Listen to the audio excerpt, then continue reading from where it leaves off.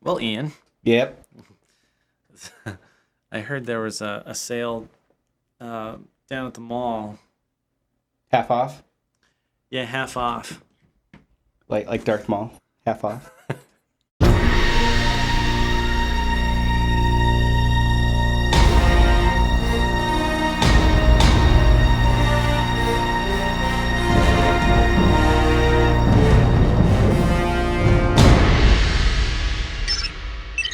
Accessing.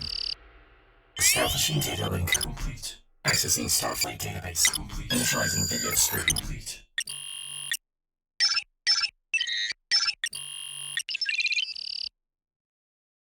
The bone just dropped. Hey, it's Marshall. It's Warp Factor time. It's Ian. And we're going to tell you about some Star Trek.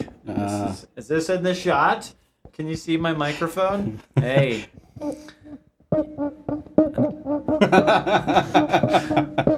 It's going to be that kind of show. Can somebody get Jordy over here? Yeah. Hey, Ian. Yep. Ian has been watching Star Trek: The Next Generation. For any of you who are not familiar, Ian is an old man who's just started watching Star Trek for the first time. I mean, you're not that old, but at 40, starting to watch Star Trek, it seems kind of old. Well, yeah, considering when it first started, I'd never... Well, and not only that, like when I was a kid, and I would be like, "Man, you're so old. You're like 40." That's what you would say. So like 40 is like that age where it's like now you're officially old to young people. Yeah. So I anyway. agree. So we did some recap on season 1, and we're going to do recap on season 2 right now. Ian, tell me what you think of season 2. Oh, so much better. Is it like the veil has lifted? I finally got to a point where I wanted to see more. That's a good thing. Yeah, it is a good thing. It was instantly, well, almost instantly better. Like in what way? Well, I mean, you could see that they had more production money. Yeah, I think they probably had an increase. Right. They must have, because it was night and day. Their props were so much better. Worf had he no longer had the tassel sash that he was wearing. His satchel was upgraded to an actual warrior style. Yeah, it was like chain. Yeah. It looked really good, and we had the addition of 10 Forward. We have the addition of 10 Forward and Whoopi Goldberg as Goldberg comes on as Guinan. That was really interesting to... which that name is kind of odd. I don't like the name either. Yeah, it's kind of like gynecologist. Sorry, this is kind of what I think of when I hear that name. So they had some additional characters. You get Chief O'Brien comes on. I'm not sure. At one point, Geordi LaForge is now the chief engineer, I think. Yeah, right? There seemed like there was no fill-in as to how these characters happened or where they came from or the change in roles.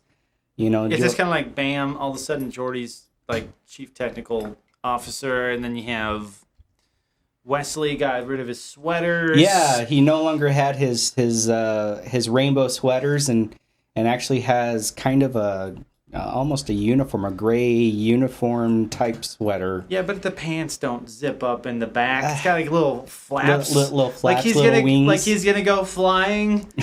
Fuck. So it's an improvement, but not a huge one. But does that ever... I mean... But it kind of solidifies him as a member of the cast, because you can't have just some kid walking around in his fluffy little sweater. And being on the bridge? Yeah, and just hanging out on the bridge, like, in his salmon-colored sweater that's too big. So that must have been the reason why, because they're now having him, like, do all the driving and... Yeah, well, because they promoted Geordi to go downstairs and hang out in the engineering room. Right. Excellent. I wonder what the reasons were for them making those choices. That would be interesting to know. Well, and, we could ask Will Wheaton, except I don't know him, so we can't. But my guess is Gene Roddenberry had said something. I think I'd seen an interview with Will Wheaton where he talked about it a little bit. And Wesley was supposed to be a kind of a special character, But also in the grand scheme of things, like, and they do this in other sci-fi as well. You have to have the young teenage boy or younger characters to appeal to younger audiences. Right. Because otherwise you have no one coming up to really admire the show as they get old like I did. Right? Because I watched it, when I was watching, I was like... You needed somebody that you could relate to. Right, and he was the character that I was able to kind of grasp. And so far, I really like his character. I mean, he's a good character, and I think Will Wheaton does a good job pulling off the naiveness, but yet really intelligent and like a young man who's got a lot of potential and has been given a great opportunity to serve as an acting ensign now. Acting ensign Crusher. So we had a debate about this because I didn't think that the captain actually called him ensign, but he does. He does several times. But he also calls him Mr. Crusher and also calls him acting ensign a couple times. Yeah. Riker has a beard. Riker hit puberty. He grew up. Yep. He has hair on his face, and he's quite the ladies' man. Yeah, and we saw Worf had a little bit of chest hairs hanging out of his costume or his uniform. So yeah. So Star Trek is Next Generation has become Harry, more money. Harry Next Gen. Harry Next Gen. The season with the hair. The season where the balls drop. Yeah. So yeah, so just some of those changes, and we also had Gates McFadden, Dr. Crusher was gone, right? And from what I understand about that whole situation, she got upset because of the depiction of how women were being whatever treated, and she said something to the producers, and they're like, "You're out."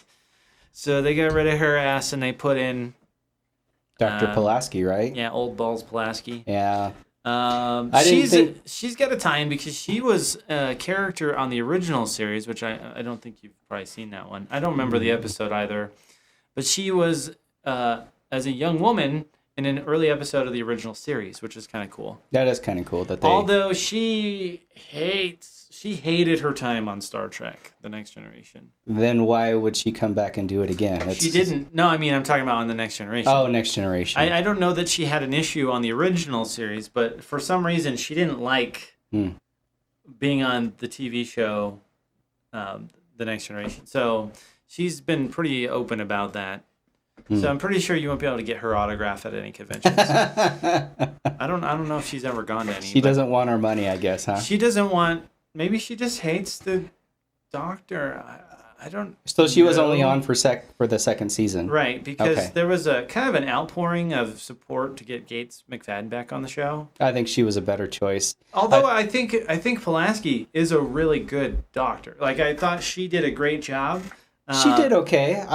But Gates is better. Gates McFadden was better for the show. I think that Gates McFadden's character was a little bit more integrated and more. Well, and her son's on the ship. I think she was more. It made sense then. There's a whole thing in the first episode of season 2 where they're like, Wesley, we're gonna. She's like, I want to stay on the ship even though my mom's gone. Can I stay? Kind of thing. Right. So that it had to like you got to waste ask your mommy time if you can stay on the ship. Yeah, they had to like waste time explaining that. And well, I think it made sense. I know, but they could have just not got rid of Gates McFadden in the first place. Apparently she had issues and they weren't able to resolve them by the time season 2 came around. I think what it is you can't say certain things to the boss because even if you're in the right, you're in the wrong. Especially after only one season. Yeah, and your character is not like it's not like replacing the captain. Right. That you can't do. So, yeah. So they did, and I think that Pulaski was all right, though. I don't think it didn't hurt the show and really anyway.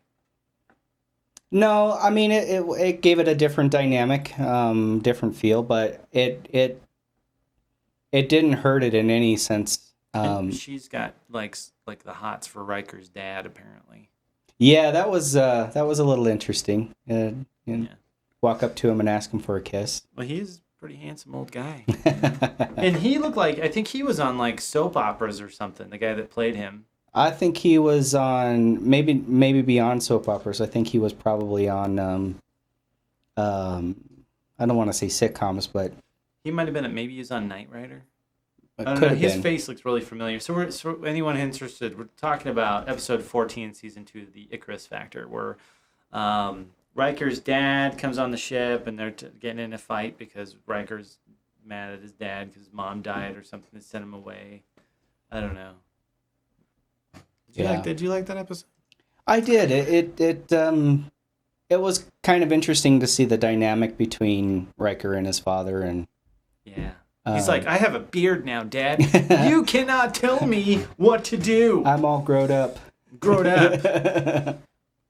I like how he's does the beard And they're like wearing motorcycle pads. look like they were doing the fighting. They were doing the fighting in the arena. And instead of the American gladiators, it's Japanese gladiators apparently because they're speaking. Meets Tron. I still think they look like Tron outfits. Yeah, but like the Tron outfits were cool because they kind of glow. Well, yeah. You know what I mean? Yeah, that's true. And Tron is awesome, and those were not that awesome. But yeah, so step up in the props, I think. Yep. Although I think they're still using the Dustbuster phaser. Yeah. They are using it more towards the eye when they aim now. Yeah, they instead were. Of towards which the episode was it where they were doing the shooting? Do you remember? I don't remember. At the beginning. Oh, that was the Klingon one. Oh, right. Where Riker goes on the Klingon ship. A Matter of Honor, right? Yeah, Matter of Honor. That was. That's where they do the exchange, and Riker's the second in command of the Klingon ship. Yeah, he becomes number 1 on the Klingons. Yeah. Spaceship. What is that episode number? I'm trying to find it. That was 8. Ocho. Yeah, there it is. So, interesting fact for all you Star Trek fans. Ian doesn't know this because he hasn't gotten far enough yet. But the Klingon commander, the guy that's the captain of the Klingon ship in this episode, is one of the pack leads. He's the main pack lead, the make it go guy. Yeah. That'll be interesting when I get there. Yeah, you're not there yet. That's means. A classic episode of Next Generation. Okay.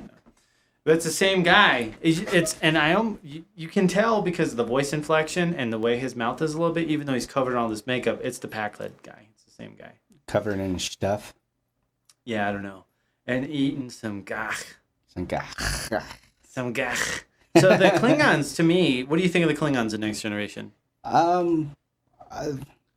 don't know. I mean, I don't know that much about the whole Klingon race, so... Okay. They're ass bags. Well, I mean, I know that, but I like the way they're depicted. They seem like, rough and tumble and, obviously... They are 90s metalheads. 90s metalheads. You think they look like... They look like long-haired rockers from the 90s. Not even grunge, just total metal. Grunge wasn't around. Oh, that's true. Until late 90s, right? Wait, no. No, like mid 90s. Was it early? Early mid. No. Nirvana, that was like 96. Wasn't it? Yeah, I guess you're right. Was it? Am I wrong? I don't know. I could search it. But they're metalheads. They look like 90s metalheads. Yeah, with their pocket chains and then just and it's the long hair and the long hair like that, right? do that again. I can't. I'm all out of breath. I'm looking to see when Nirvana came out here. 1993. So yeah, I guess it is a little earlier because they had the unplugged. Is that on? Yeah. Anyway, okay. Well, whatever. So I guess there was probably some grunge, but in the 90s, like Metallica, especially early 90s, late 80s, early 90s, you had the Metallica kicking ass. Just a heavy metal look. Heavy metal. Yeah. So no grunge because the grunge guys are like heavy metal look. Yeah. No, I thought they were good characters. And the heavy metal guys are like, it was kind of interesting to see. Whoa, what is that? Is that the dog tripping? Yeah, the dog's tripping. Hey, no tripping on the wire, bud. It was kind of interesting to see animals on the Enterprise, pal. There's like a big old pee stain right by the captain chair. So I'm sorry for interrupting. I don't know what I was talking about. You were talking about something important, I think. Probably not. Well, we were talking about metalheads and Klingons. Oh yeah, it was interesting to see the differences between Worf and his his Klingon counterparts that were actually on a Klingon ship, and like how much Worf has toned himself down. How he's humanized. Yes, He's been Federation. He still has his he's a human lover. His Klingon ways, but yeah, it was interesting to see. And his parents were killed. I don't know if you know this, but I'm gonna give you a little bit of Worf backstory. His parents were killed by Romulans. So he fucking hates Romulans. And then he was rescued by humans, I believe. So his parents are human. I think I remember them saying something about that on this season, or maybe it was last season. But yeah. I do remember Did you see the prune juice one yet? Has that not happened yet? Fuck. No. Okay, I keep spoiling stuff. Worf loves prune juice. I'm just going to spoil that. I don't think I'm giving away too much. No. He thinks it's a warrior's drink. This has been out for the better part of 20, 25 years. I don't think you'd be spoiling a whole lot. No, I know, but I want to save some of it so I can get some genuine reactions for you on the show from you. I should say. Yeah, I'm using you, Ian, for purposes of my own wanting. You're scheming. Yes. Gonna talk about Moriarty, the episode with Elementary Dear Data, episode 3. So season 2 kind of got off to a shit start. Just real quick, with the child. Yeah, is one of the worst episodes, I think, in Star Trek history. Not the worst. I don't know about the worst, but it was one of the worst. It's not good. I would almost rather watch almost any other episode but that one. That's the one where she's the Deanna Troi is majestically impregnated by a photon of light. Yes. And her child grows up and she's been entered and Riker is really upset about this. He's very mad. You could tell. Who's the father? His reaction shots are hilarious. Who's the dad? Who's the father? You're pregnant? And he just has this blank stare. You should not be touching no other man. I like that they're more concerned about this child growing at an accelerated rate rather than really where it came from. Yeah, how did this happen? All of a sudden there's entities that could be flying around the ship and impregnating all the girls. That's a thing, apparently, in the future. Apparently. And I mean, anyway, that would be that would be like we're on lockdown. Yeah, that was to figure out how this happened. That was a bad episode. It's a miracle. But again, I mean, that's where it kind of stopped. I mean, the rest of the episodes were pretty decent. We're good, yeah. They were really decent. So there's not a lot of stinkers in season 2, although the only thing that's lacking at this point are the uniforms. Well, it was a short season. And it was a short season, which we hadn't talked about yet. There was this writer's strike, which shortened this to 22 episodes. I did read that, I'm jumping a bit ahead, but I did read that the other bad episode being the last episode in that season. Oh, yeah. Shades of Grey. But that's because there was no writers. There was no writers, so they cobbled together. Anytime you see a montage of shit that's happened in the past on Star Trek, it means either everyone's on vacation, they're almost out of money, or there's some kind of strike or something. Yeah. Yeah. Shake up somewhere. Yeah, that was a pretty bad episode. That was not a good one. No. So, Elementary, my dear Watson. Dear Data. Sorry, this isn't Sherlock Holmes, bro. We're going to get copyright flagged. So this was a really good episode, and I watched this as a kid, and I flipped my shit. Because in this episode, you have Geordi, Dr. Pulaski, and Data go onto the holodeck, and the whole concept was that Pulaski doesn't think that Data has the ability to reason, that it's all algorithms and whatever. So Geordi's like, no, you're wrong. He can reason. La la la. My robot friend. Yeah, he's trying to stick up for his buddy. Yeah, because Geordi doesn't like humans really. But so they go on the holodeck, and the holodeck becomes self-aware thanks to Geordi's dumbass. Do you remember what happened, Ian? I think weren't they leaving some? He No, called so out. how did the holodeck become powerful to where it could call for the Arch and take over the computer on the ship? You're not talking about the holodeck. You're talking about Moriarty. Well, yeah, but Moriarty's on. Well, I guess he's part of the holographic holodeck. character. So how did he become self-aware? Do you remember? I don't remember. Okay, so Geordi goes to the computer because Data just kicks ass, like instantly is taking apart all these mysteries. And so Geordi gets pissed at Data, and he goes to the computer and he says, create a opponent that is able to defeat Data. Not Sherlock Holmes, but Data. Right. And in doing so, there's all these power draws, and Worf's like, there was a power draw. And then it created Moriarty to be alive, basically, and self-aware. And he was able he was able to realize, like, what was happening. Like, so he realized there was these people walking around that were not from here, and they we're using keywords and key terms. Right, yeah. So he called for the Arch and the holodeck and, like, I guess figures out how to steampunk his way into taking control of the ship. Yeah, I mean, he was a really good adversary. He was a good bad guy. He was a good bad guy. I liked how calm he was, and yet he was very malicious. Yes, but civilized. But he entrap Dr. Pulaski. Yeah, he captured Pulaski. That's where, like, after Data did that and they were all in the holodeck, there was the plot that the computer was running. The Data figured out in like 2 seconds again, anyways. Right. But then Pulaski was kidnapped, and that was like not part of the program. And that's when they started realizing some shit's wrong here.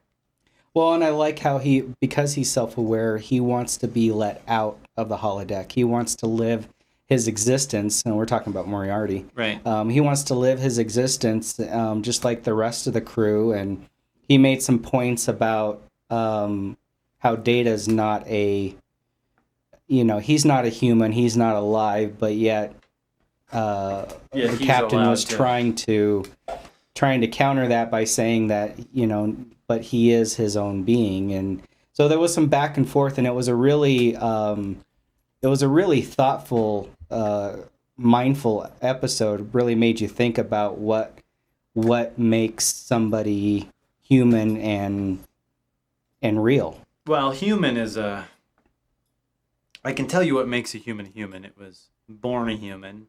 He is a hologram who is sentient. That's a different life form, even though he's shaped like a human. But so one would think that in that situation, why not just be content with saying, don't turn me off. Just leave me on. Right. Leave me on. Leave me running. Right. But instead, he wants to come out onto the Enterprise for some reason. Seems kind of weird. He wants to have free reign, but they end up coming to a compromise. But I guess also in the Sherlock Holmes stories, he's the villain. Right. So he's gonna be bad no matter what. So right. I say kill him. Just like that. Huh? Turn him off. Lights off, bitch. And you are Worf in this little environment. Worf wants to kill everything. Wants to kill everything. Ask questions later. It's a Klingon way. Oh, okay. What else do we have to talk about? So, let's see. We could talk about episode 9, which is Measure of a Man. See, and that kind of harkens back to even this episode we were just talking about. Very similar. Where this one, there's a guy that comes from someplace in Starfleet who wants to take Data back for analysis. Basically. He wants to take him. He wants to dismantle him to find out what. He wants a Data autopsy. Yeah, he wants to find out what makes him unique from other androids, so that they could build androids like him. Yeah. But in doing so, there's a large possibility that.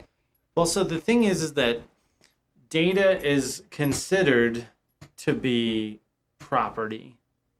And the context of the episode is is Data alive and therefore has the ability to decide for himself what happens? Or is Starfleet able to just commandeer him and do what they wish?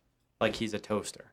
Well, and there was good arguments on both sides. Yeah, because one could say technically he is a machine. Well, and that he is property of Starfleet, Right. and that they could do what they want with him. Yep. But him being an individual, and one of a kind, really kind of gives him human-like qualities. So, Right, but one would argue that a machine programmed to emulate a human would do a pretty good job of it. So they could be said that that's programmed to do that. But he's unlike any other android that's programmed the same way. Because he's evolved. He's evolved, right? Right. Anyway, yeah. So that's a good episode. I like that. I do. I really like that episode. It was another. I'm glad that there wasn't too much. See, some shows will beat the piss out of stuff like that, but they don't. I don't remember them. No. Really returning to this at any other point in the future of the show or even the movies. Interesting. It just kind of like that settles it. Like Data is considered to be alive, basically. Interesting. And he's given rights. It's like Bicentennial Man. Right. Yeah. Or what's the or iRobot? Yes. Yeah. I think Osmoff did that story, didn't he? I don't remember. Anyway, what else do we have to talk about? Let's see.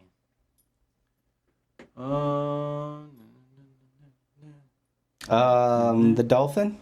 The dolphin was... That was the one with the creatures. The creatures that kind of that could morph into bear-like creatures. The fucking bear things. The bear-like creatures, and because they weird bug eyes. This was the worst in terms of costume, like alien design. Yeah. In the really almost the whole show. It's literally no, it wasn't stupid. Yes, it's pretty bad. It dude. was even worse. The fish guys in season 1 looked better. Yeah. They didn't look that good, but they didn't look like a fuzzy. I was thinking of the snake and it's like a thrown together gorilla costume with like fucking bug eyes. I was thinking the snake and wolf in the first season. Yeah, those two were better. Oh, I don't know. Yeah, about that. They're better than this. Anyway, now the story in this is decent. Tell me about the story.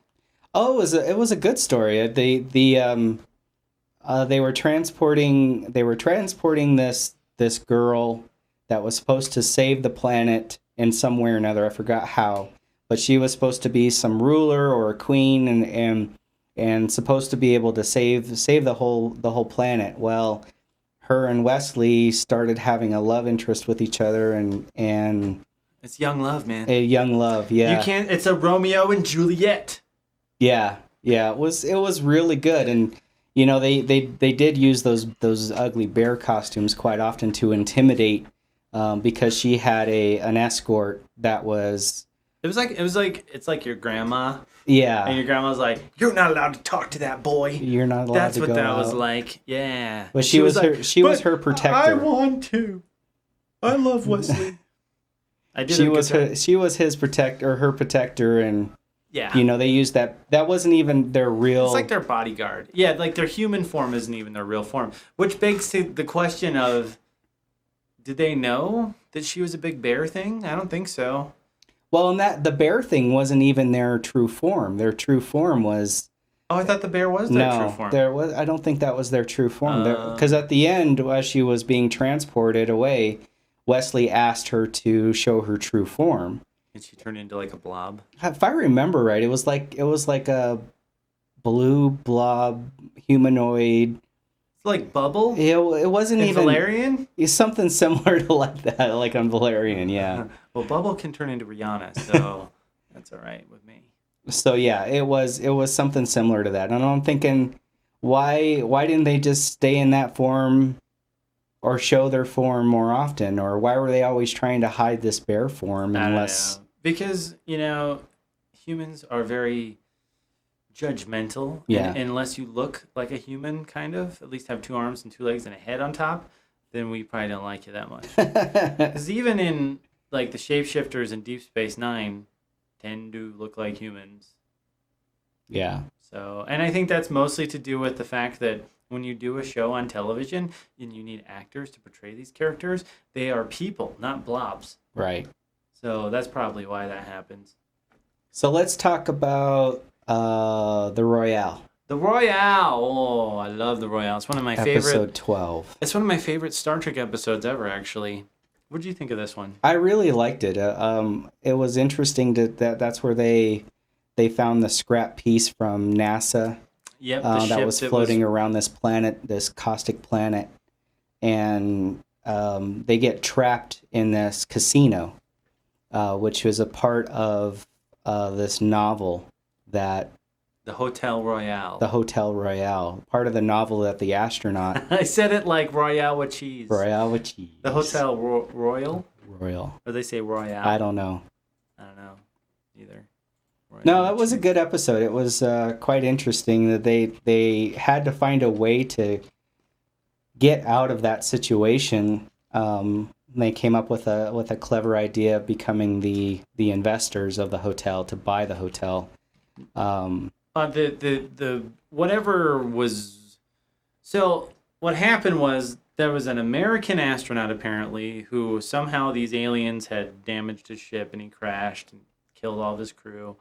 And they felt bad, and they created this environment for him so that he would be alive and be in paradise, they thought, most likely. But they took it off of this really shitty book that they had on the spaceship, which the guy, they find him dead in his bones, and he'd been dead for like almost 300 years.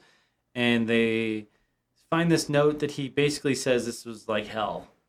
Yeah, well. So he lived out the rest of his days in like a hell, like Groundhog Day type thing, because the story just kept looping. Looping, right.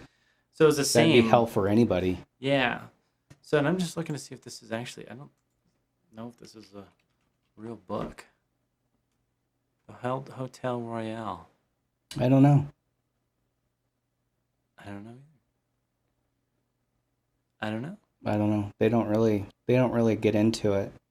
They just find that novel, don't they? Well, they find it next to his bedside. Right. And then with the note of him saying what happened.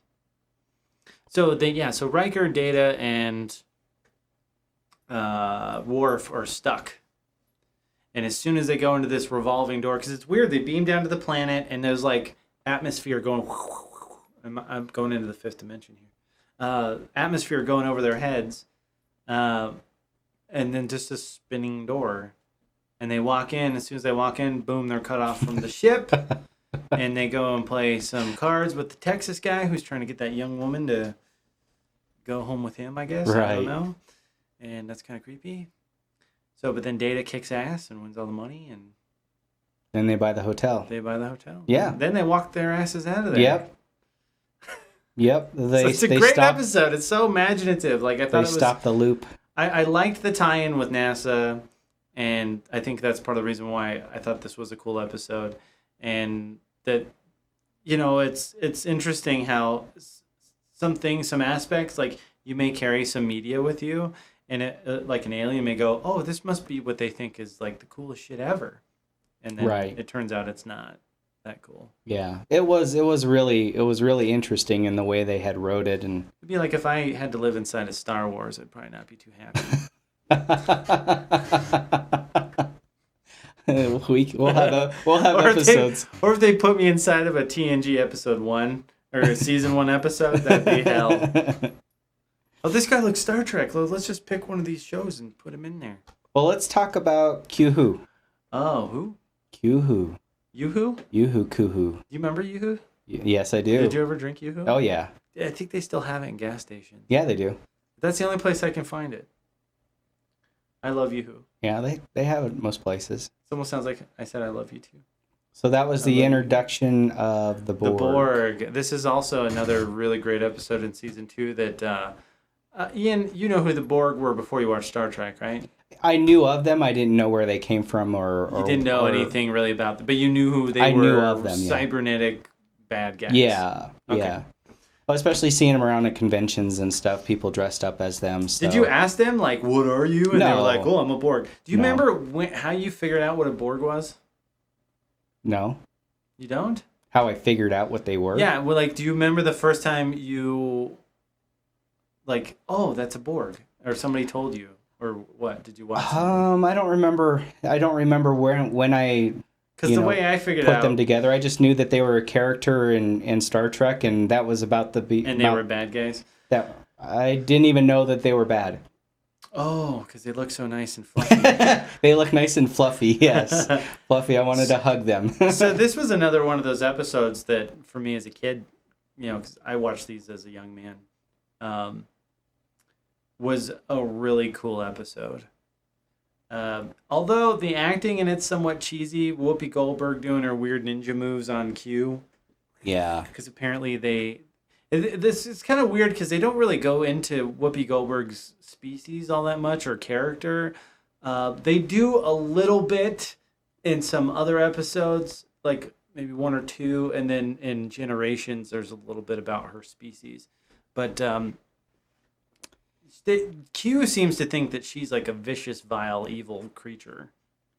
Well, I just the whole thing around Whoopi Goldberg's character and the introduction of 10 Forward, it was a little strange. It was kind of like all of a sudden she was there, but they didn't really get into her At character, all, who yeah. she is, or what she's about. Well, I'm hoping that changes later on in later seasons. Well, I think she's kind of a supporting character because, she was still doing movies and things at the time. So her schedule probably didn't allow for her to be available for the whole season. Understood. So I think they kind of sprinkled her in there. Yeah. And also, she was added as an afterthought. I think that she came to the producers of the show and requested to be on it.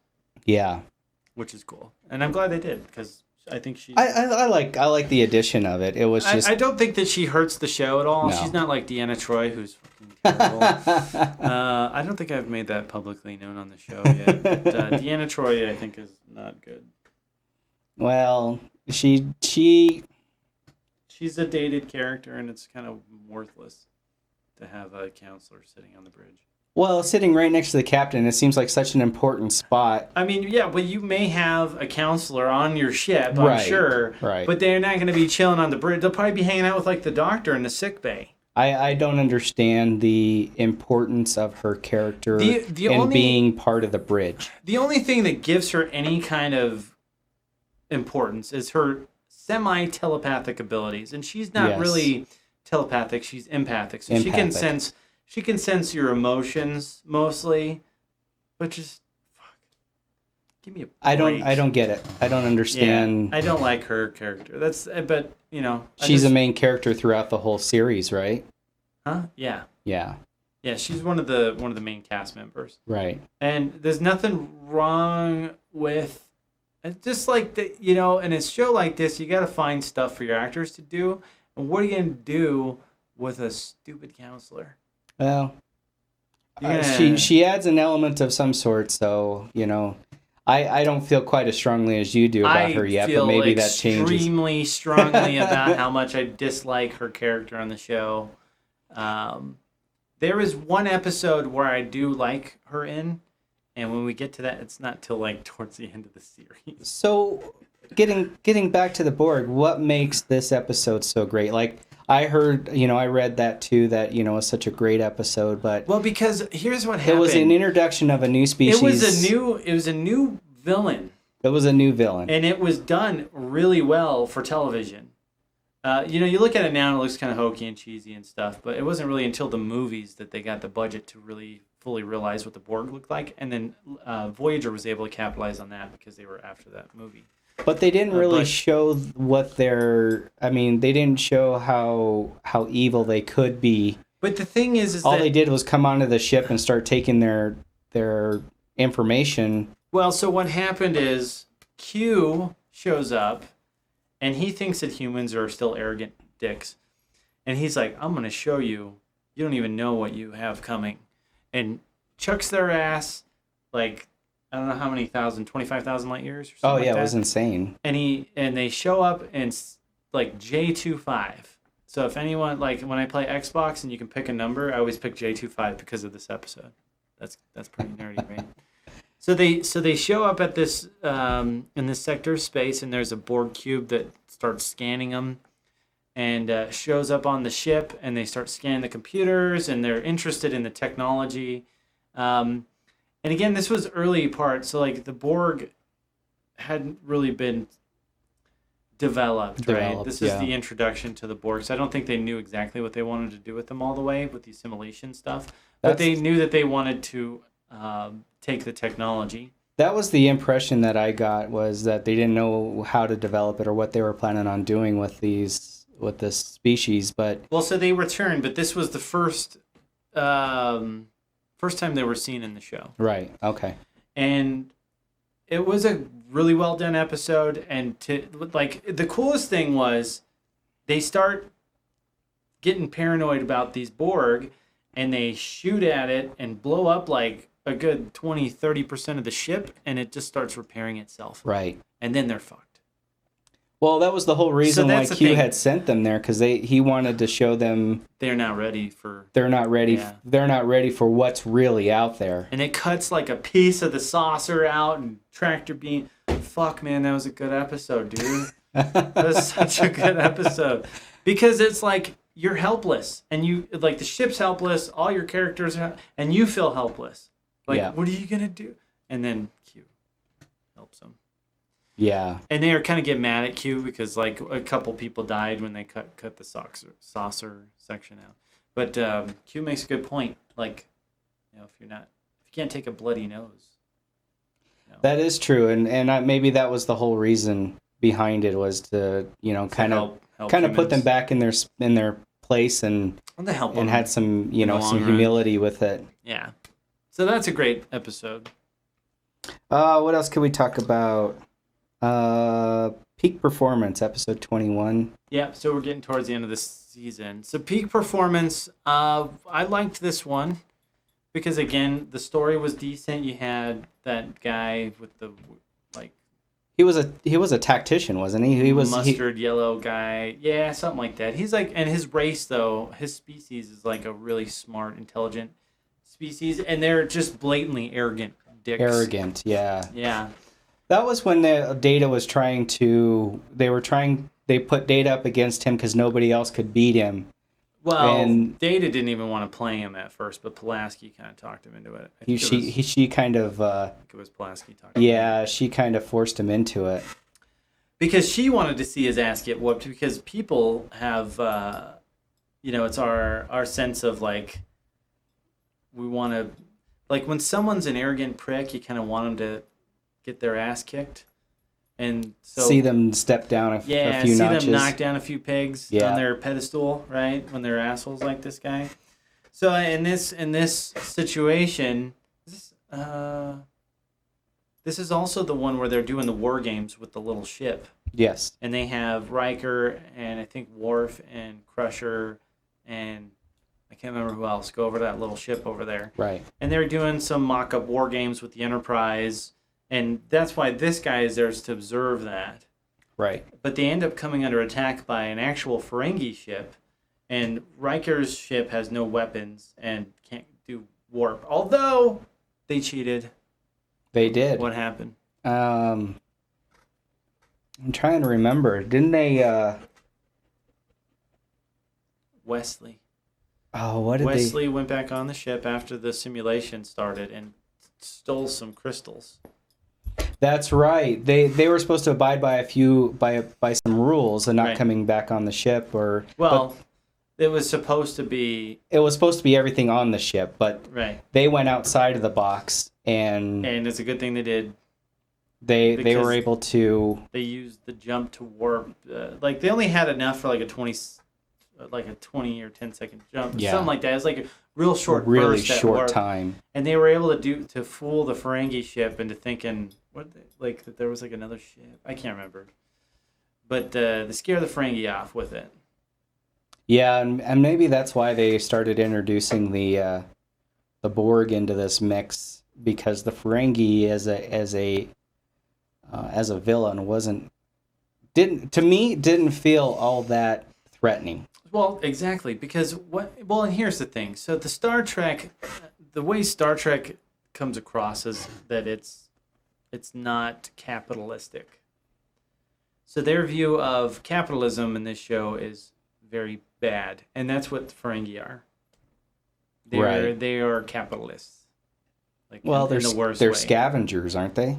Well, yeah, but in terms of like the way Everything's about the dollar. it's about the greed and the money, Yeah. and it's supposed to be a take on capitalism's bad, which I disagree with wholeheartedly. But that's what they are, and ultimately, they're not really imposing; they're just annoying right in the shows. Right. So they needed better bad guys, and you have the Klingons, but the Klingons were kind of good guys at this point. Yes, they were And- alliances.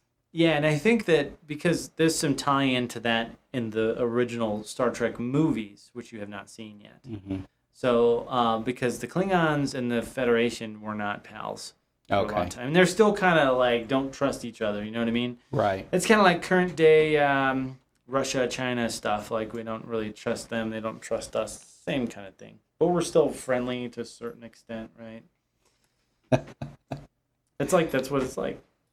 I think overall, season 2 was really good. It drew me in, and I actually felt like I ended up binge watching Most of it. most of it, Yeah.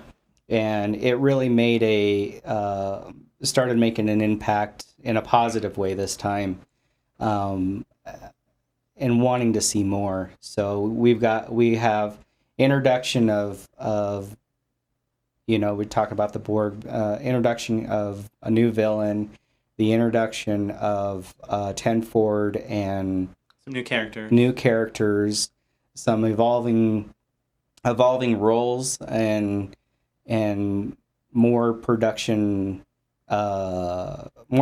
money, so that the props and everything start to look a lot better. So Except the bear ladies. you're not gonna let it go. That's the worst thing. Let it go. Let it go. The other thing is, I think there's at least one episode with Roddenberry's wife in here. Right. The Manhunt. I refuse to watch almost any of the shows that have Deanna Troy's mom in them because She is annoying. so annoying. She's annoying. She's very boisterous and Just obnoxious. obnoxious, kind of full of herself. So, Right, which I guess, and that's fine. And she does the voice for the computer too, which I don't know if you knew that initially. that's cool. But the voice of the computer in Star Trek: The Next Generation and subsequent Star Treks is her. I'll have to pay attention to that next Yeah, time. if you listen to her voice, it's her. So, yeah, I think they didn't need to have. What are they doing? Bringing Riker's dad on and Troy's mom. I didn't think it was bad. I mean, it brought another element to it, and you have to remember too. This is writer's strike, so they had a yeah. lot of. Although they had good writing in a lot of these They episodes. did. Like these were pretty good. Like, it was a season 2 is mixture solid. of a really solid season, really good episodes with a few that were to be desired, but Yeah, but I mean, you're not going to hit 100%. no. So But I mean, it was enough to keep me interested in going and And- watching the next one, and then the next one. and the next one you start binge watching. Yep. Yeah, which is good. Because back then you couldn't. You had to wait a week. Yeah. Because they were dicks. Well, we didn't really have the technology. Yeah. We really didn't. There was no such It's like thing. in Back to the Future where he puts on like 70 channels. We can do that now. We can do it now, Yeah. but that was a brand new thing back then. Yeah. You could only watch one channel at a time. And you couldn't record anything except for on your VCR, Yep. which you probably had to rent still back then. Yeah, Did possibly. they have rental? Because I remember as a young kid, we had to rent a VCR to watch movies. Yep, we did too. For a And while. they were like the big one with the top loader, With the like top the top loader. would come out and you'd Yeah. put it in and push it down. I loved those. Those suckers were huge. Yeah. They could be a boat anchor. Yeah. Good times. Well, season 2, Ian is finished. I don't know if we want to. We're trying to decide what to do next. Maybe you guys can leave some comments and let us know. Also, let us know of any episodes that we missed or that you liked or didn't like. It's a discussion on here, so leave your thoughts and comments below. But we're trying to decide on formatting for the rest of the seasons here. Do we want to go episode by episode? Do we want to pick a couple out of each season and do specific episodes on an in-depth breakdown, what we think of a specific episode? Or do we like kind of more of the recaps that we're doing? Like, I guess... Give us your thoughts. Yeah, let us know. Otherwise, we're going to decide for you, and you won't like it. It's like Guaranteed. When your parents tell you that, like, you better decide, or I'm going to decide for you. Because I said so. Yeah.